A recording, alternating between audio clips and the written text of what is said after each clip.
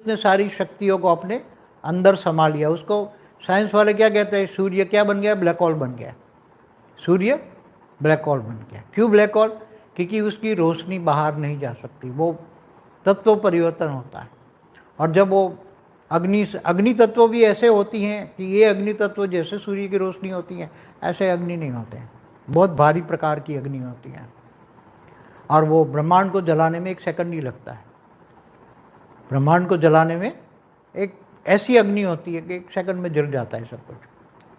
तो अग्नि तत्व, काल अग्नि जिसको कहते हैं, काल अग्नि। तो बापू जी, जो काल अग्नि पैदा होती है तो उसमें क्या जो आत्माएं होती है, जब विसर्जन होता है तो दुख दर्द होता है वहाँ पे? हाँ, तो काल अग्नि के अंदर 1 सेकंड के अंदर सब जलकर भस्म हो जाता है ना। तो 1 सेकंड के लिए तो दुख दर्द सबको मिलेगा, क्योंकि जलने का एहसास 1 सेकंड के लिए तो होगा ना। क्योंकि 5 तत्वों के शरीर में अगर आत्मा है तो आत्मा निकल जाएगी तो आत्मा परमात्मा में समा जाएगी। क्या? काल प्रलय में, महाकल्प प्रलय में क्या होगा? आत्मा परमात्मा में समा जाएगी। मगर ये तत्व अग्नि तत्वों में जब पूरा, चाहे जानवर हो, पशु पक्षी, पूरी धरती भी जब 5 तत्व अग्नि तत्वों में कन्वर्ट होता है तो वो अग्नि ऐसी होती है कि 1 सेकंड के अंदर जलाकर भस्म करती है। मगर 1 सेकंड की अग्नि भी सबको लगती हैं, सबको लगती हैं। तो 5 तत्व जलकर भस्म हो जाते हैं। कहते हैं ना, आत्मा को अग्नि जला नहीं सकती। हाँ, तो आत्मा निकल गई, फिर उसको क्या है, आत्मा फिर परमात्मा में समा जाएगी ना। पर ये तो फाइनल विसर्जन की बात है ना, तब तक तो कल्प प्रलय में। मगर जो कल्प प्रलय में होता है, आत्मा का अस्तित्व तो रहेगा ना। कल्प प्रलय में आत्माएं तो रहती है। कल्प प्रलय में जब तीनों लोग खत्म हो जाते हैं मगर आत्माएं तो रहती है ना। तीनों लोग जलकर भस्म हो जाते हैं मगर आत्माएं रहती हैं। फिर दोबारा वो अव्यक्त दुनिया बन गई। फिर क्या बन गई? अग्नि तत्वों में समा गई।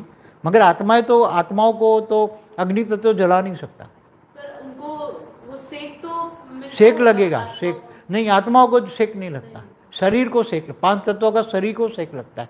मगर वो तो तुरंत, चाहे कल्प प्रलय हो, मगर आत्मा शरीर छोड़ देती है।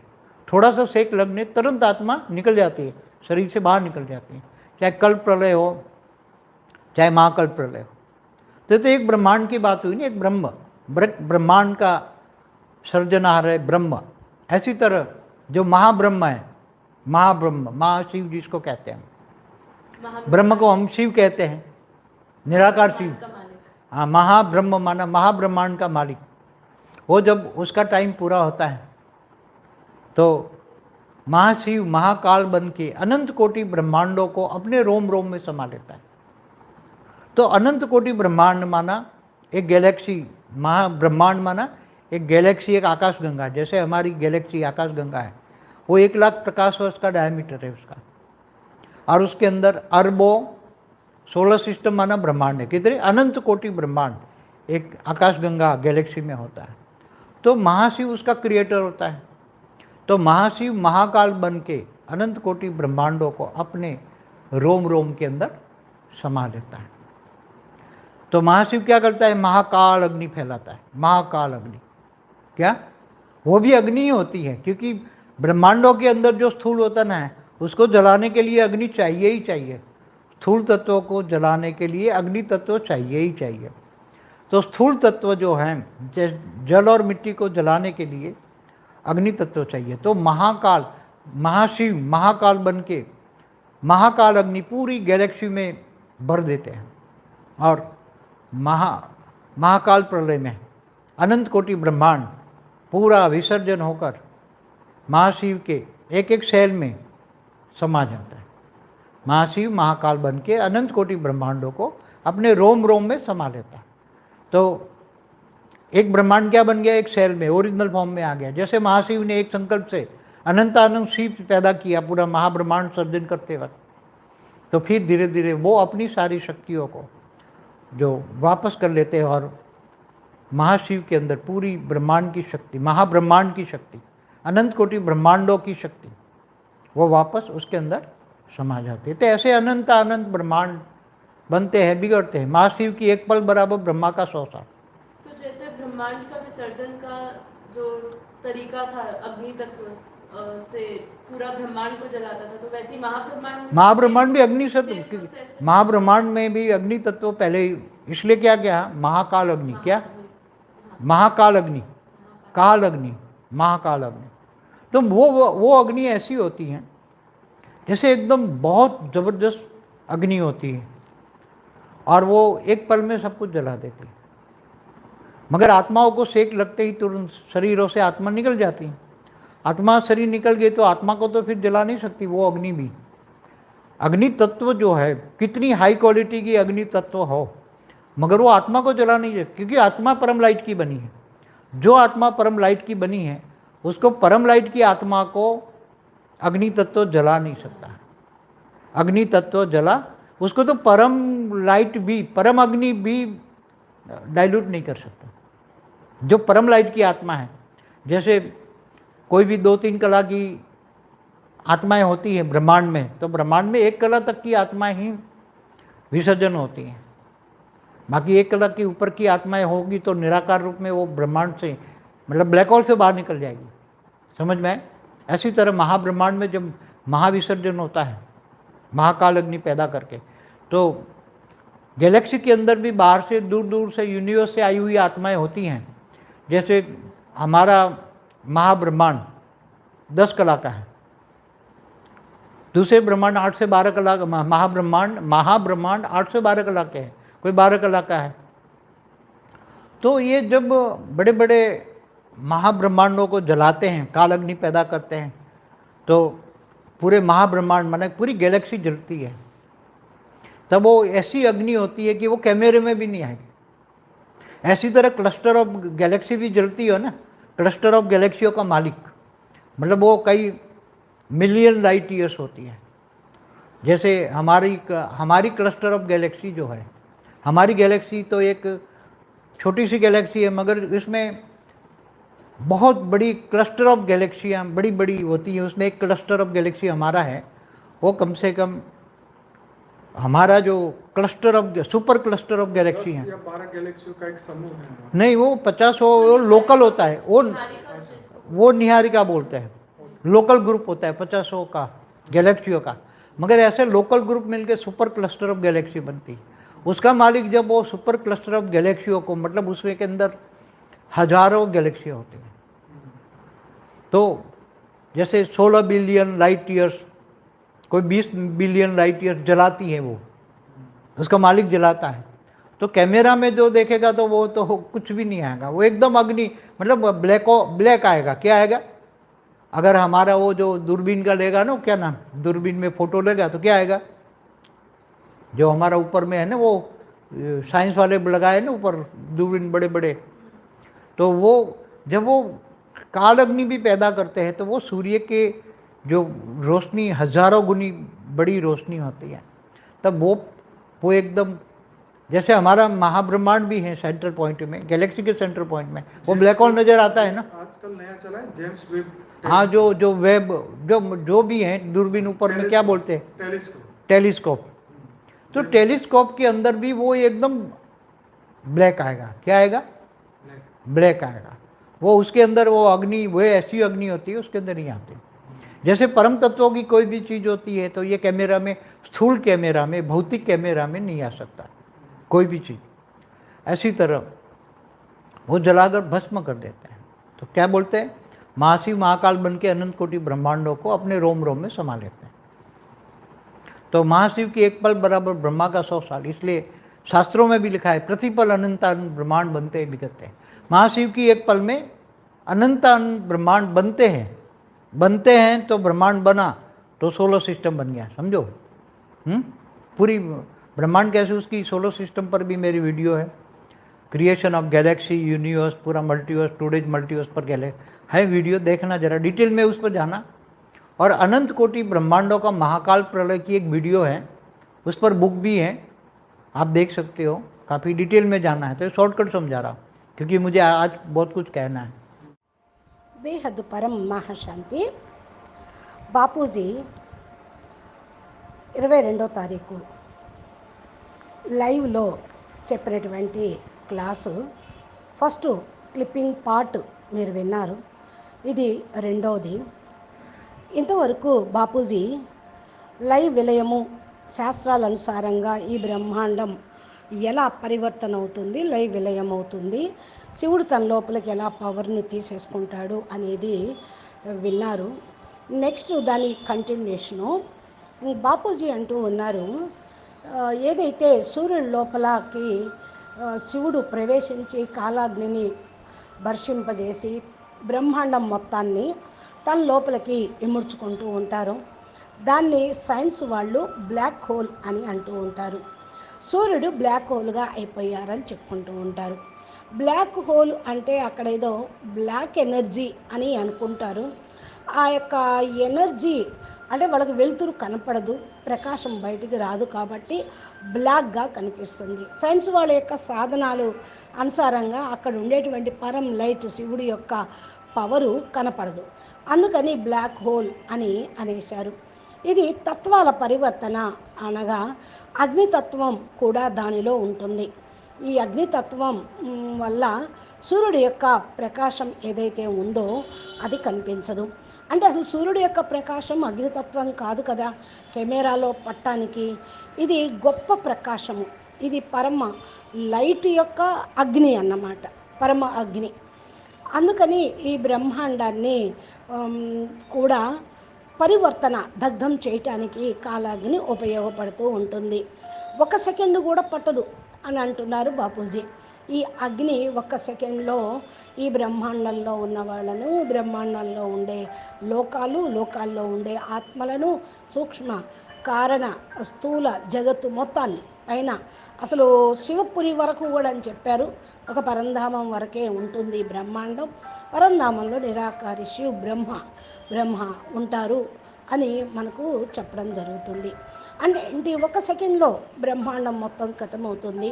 అంతా కూడా అగ్నితత్వంలోకి అనగా కాల అగ్ని అని దేనైతే అంటారో దాంట్లో ఖతమైపోతుంది. ఇదేమీ స్థూలమైనటువంటి అగ్ని కాదు అంటూ ఉన్నారు.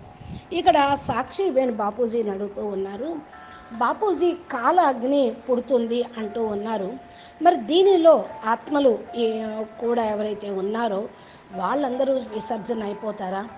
మరి దుఃఖము అనేది ఉండదా అక్కడ అని అడుగుతూ ఉన్నారు.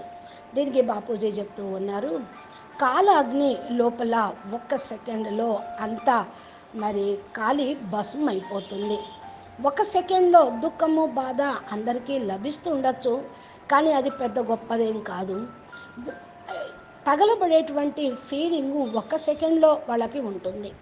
ఎందుకంటే పంచతత్వాల్లో శరీరంలో ఆత్మ ఉంటుంది కదా, ఫీలింగ్ అనేది ఉంటుంది. ఆత్మ బయటికి వెళ్ళిపోయిన తర్వాత ఇంకా వాళ్ళకి ఫీలింగ్ ఏమీ ఉండదు, ఆత్మ పరమాత్మలో ఇమిడిపోతూ ఉంటుంది. అంటే ఈ ఎవరైతే ఆత్మలు ఉన్నారో వీళ్ళందరూ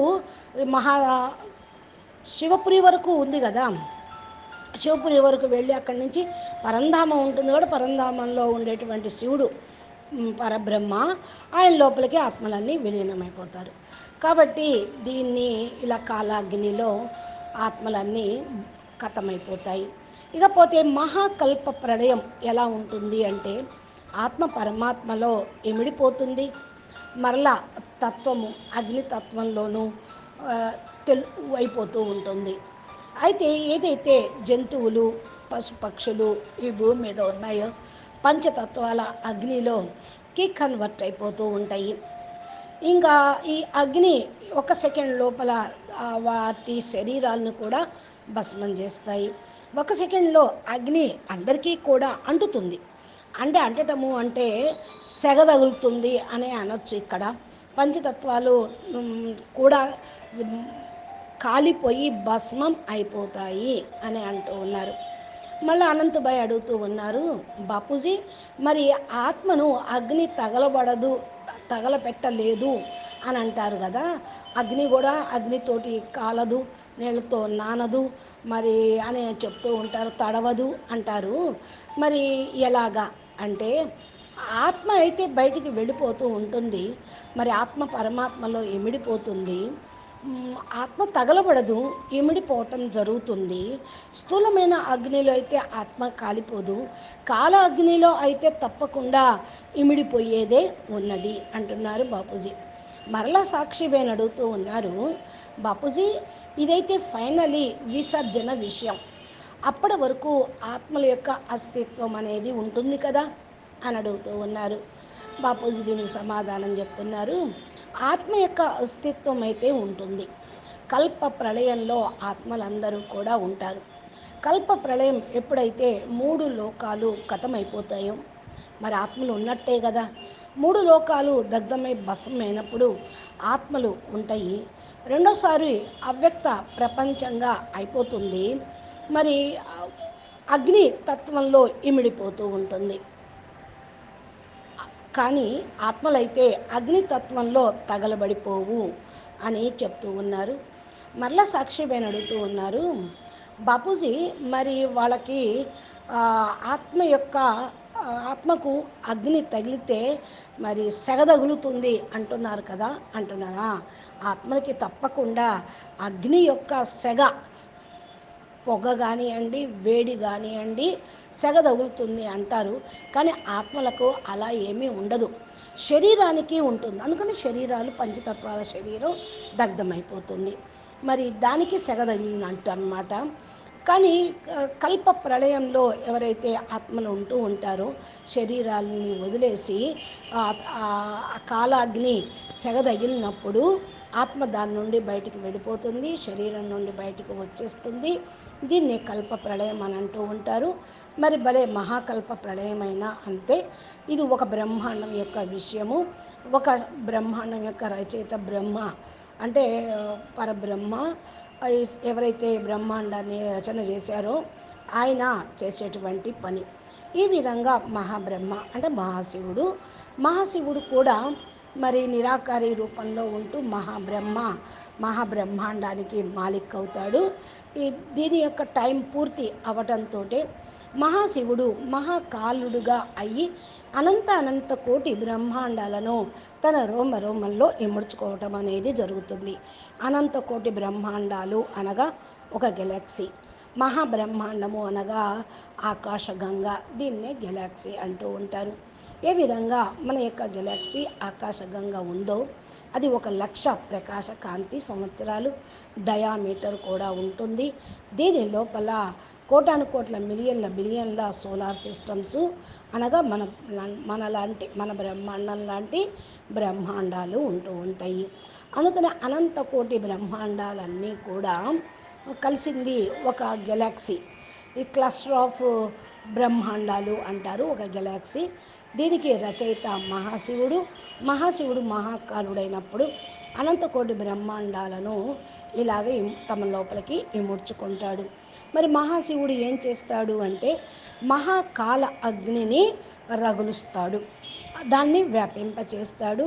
ఇది సాధారణమైన అగ్ని కాదు, కాలాగ్ని కూడా కాదు, మహాకాలాగ్ని.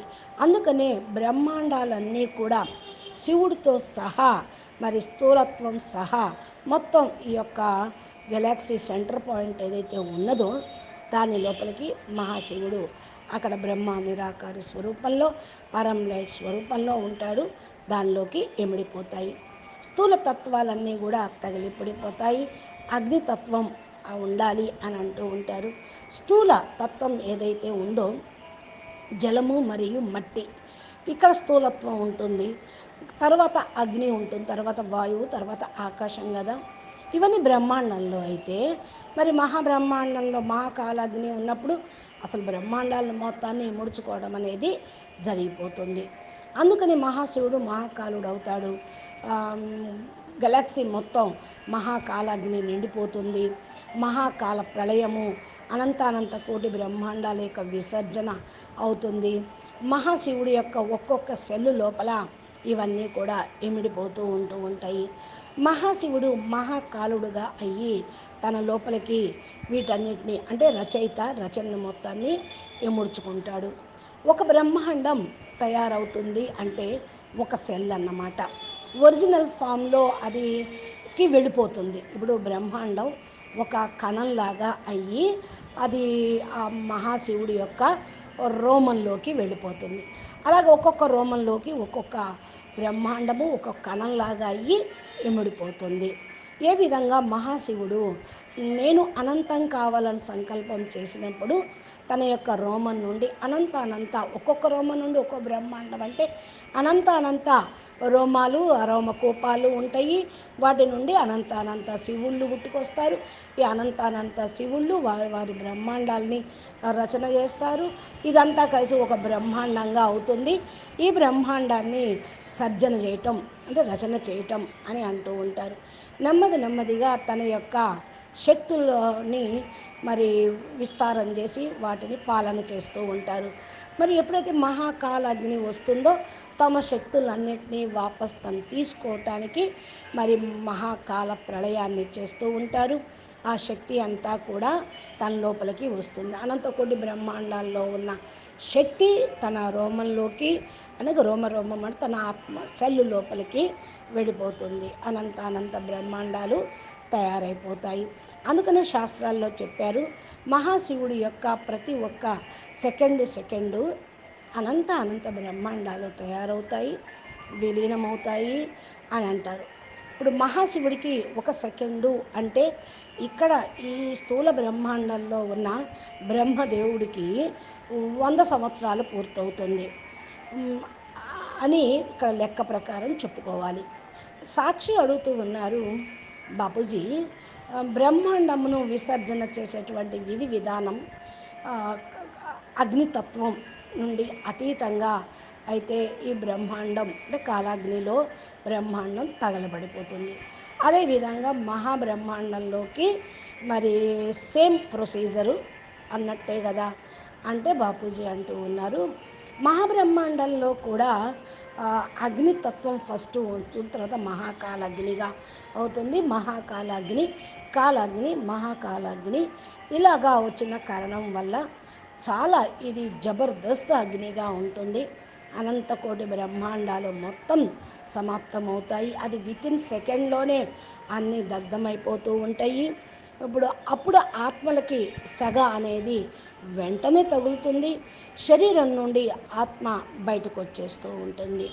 ఆత్మ శరీరం నుండి బయటకు రావటంతో మరి తగలబడిపోదు. అంటే అందుకనే ఆత్మ తగలబడదు అని చెప్పేది అది. ఈ స్థూల అగ్నితోటి ఆత్మ తగలబడదు. మహా అగ్ని కాలాగ్ని వచ్చినా కూడా శరీరానికి తగులుతుంది, దాంట్లోంచి ఆత్మ వెంటనే బయటికి వచ్చేస్తూ ఉంది. హై క్వాలిటీ అగ్నితత్వము ఆత్మను కూడా దగ్ధము అని చేయదు.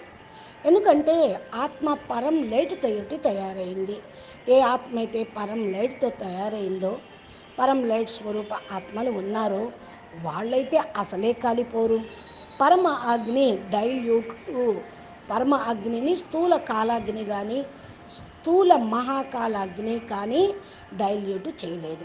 అంత పవర్ పరం లైట్లో ఉంటుంది. అయితే 2-3 కళలు ఉన్నటువంటి ఆత్మలు ఈ బ్రహ్మాండంలో మరి ఒక కళ వరకు ఉన్న ఆత్మలు విసర్జన అయిపోతూ ఉంటారు. మిగతా 3 కళల కంటే ఎక్కువ పవర్ ఉన్నటువంటి వాళ్ళు నిరాకారి రూపంలో బ్రహ్మాండంలో బ్లాక్ హోల్లోకి వెళ్ళి బయటికి కూడా రాగలుగుతారు అంటూ ఉన్నారు బాపూజీ.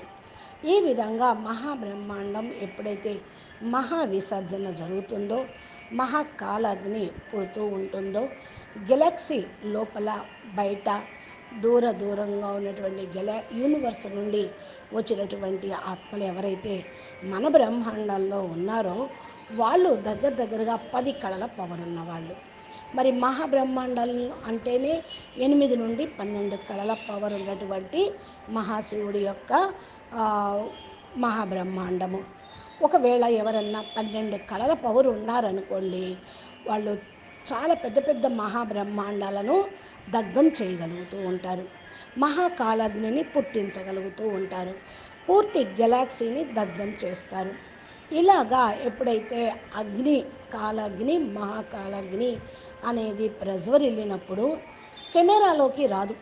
అందుకే వాళ్ళు క్లస్టర్ ఆఫ్ గెలాక్సీలు తగలబడిపోతున్నాయి, క్లస్టర్ ఆఫ్ గెలాక్సీలు బ్లాక్ హోల్గా అయిపోయినాయి అంటూ ఉంటారు. అంటే గెలాక్సీ యొక్క మాలిక్యులు చాలా బిలియన్ లైట్ ఇయర్స్ కలిగినటువంటి వాళ్ళు.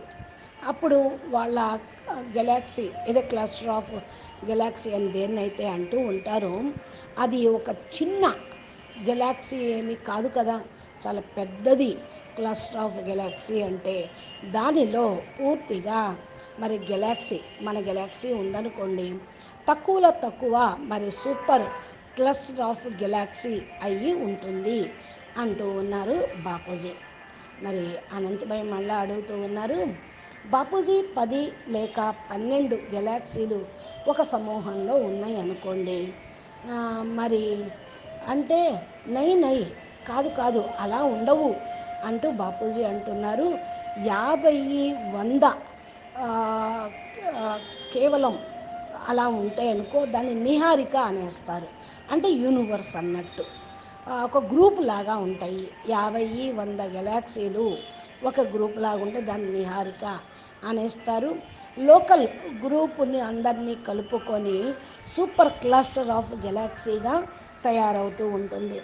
దీనికి మాలిక్ కూడా సూపర్ క్లస్టర్ ఆఫ్ గెలాక్సీ లోపల వేల వేల గెలాక్సీలు కూడా ఉండొచ్చు.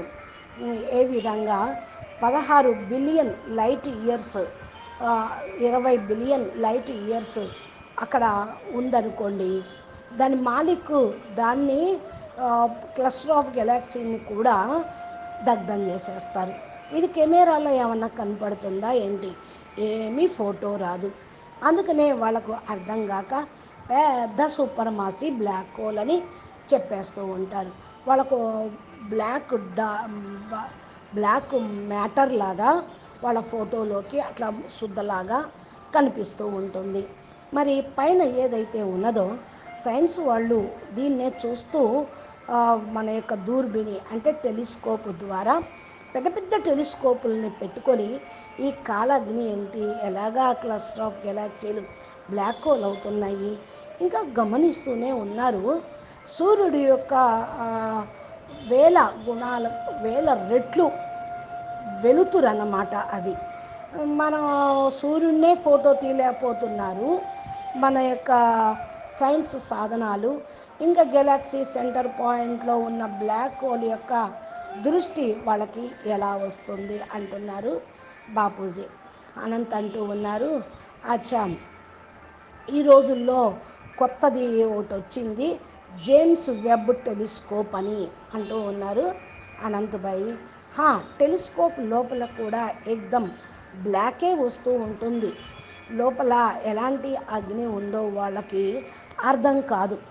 పరమతత్వం ఏదన్నా ఫోటోలోకి తీయగలుగుతున్నారా ఏంటి? స్థూల కెమెరాల్లో స్థూల తత్వాలు కొద్ది కొద్దిగా కనపడుతూ ఉంటాయి, అంతేగాని పూర్తిగా స్థూల తత్వాలనే వాళ్ళు ఫోటో తీయలేరు.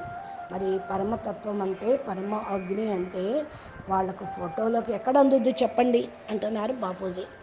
ఈ విధంగా మరి కాలాగ్నిలో మహాకాలాగ్నిలో భస్మం అవ్వటం అనే విషయాన్ని ఆధ్యాత్మికంగా మనము చెప్పుకుంటూ ఉన్నాము.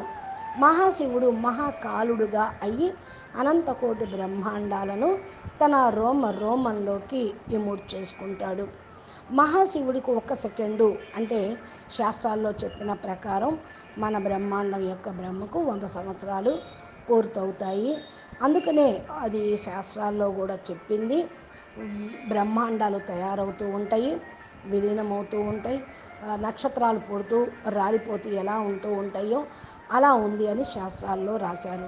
బ్రహ్మాండం మొత్తం సోలార్ సిస్టమ్ పైనే మన యొక్క వీడియో చాలా ఉంది. మరి బ్రహ్మాండం గురించి ఆ వీడియోలన్నీ చూడండి. మరి history of Galaxy, history of universe, history of multiverse డీటెయిల్గా చెప్పడం జరిగింది. ఆ వీడియోలు చూస్తే మీకు ఇంకా బాగా అర్థమవుతుంది. అనంతకోటి బ్రహ్మాండాల యొక్క ప్రళయము గురించి ఒక వీడియో కూడా ఉన్నది. దీని గురించి ఒక పుస్తకమే తయారు చేశాము, మీరు తీసుకొని చదవండి, ఇంకా డీటెయిల్లోకి వెళ్ళొచ్చు. షార్ట్ కట్లో ఇక్కడ నేను చెప్తూ ఉన్నాను, ఎందుకంటే ఇక్కడ ఇంతవరకు చాలు, ఇంకా ముందు ముందు చాలా ఈరోజు చెప్పేది ఉంది. అందుకని ఇంతవరకు ఈ క్లస్టర్ ఆఫ్ గెలాక్సీలు మహా బ్లాక్ హోల్గా ఎలా అవుతున్నాయో అనేది తెలుసుకోండి.